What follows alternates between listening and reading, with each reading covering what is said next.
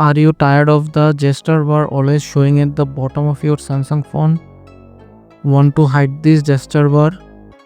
In this video, I will show you how to hide the gesture bar or gesture hint completely. It will work for all Samsung device. In this video, I will show two methods. If the first one not working, then the second one will 100% work. Let's begin. First, go to your phone setting, then tap on display.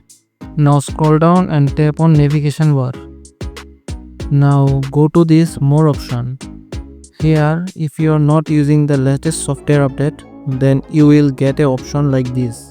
Here, just turn off the gesture hint to hide the gesture bar. If you don't have the option like mine, then follow this second method.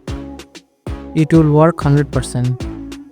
Open your Galaxy Store and search for Good Lock. Now install the app and open it.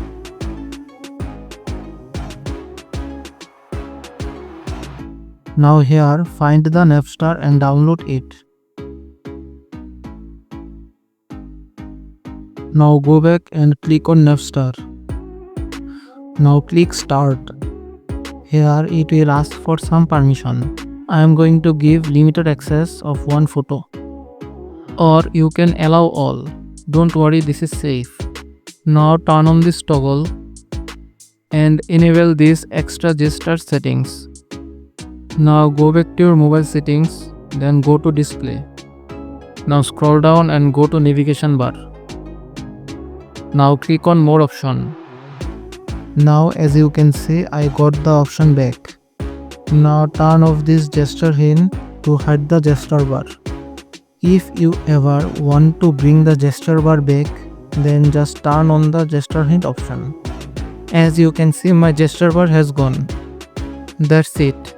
If this helped you, hit the like button and subscribe for more tips. Comment below if you have any problem. Thank you.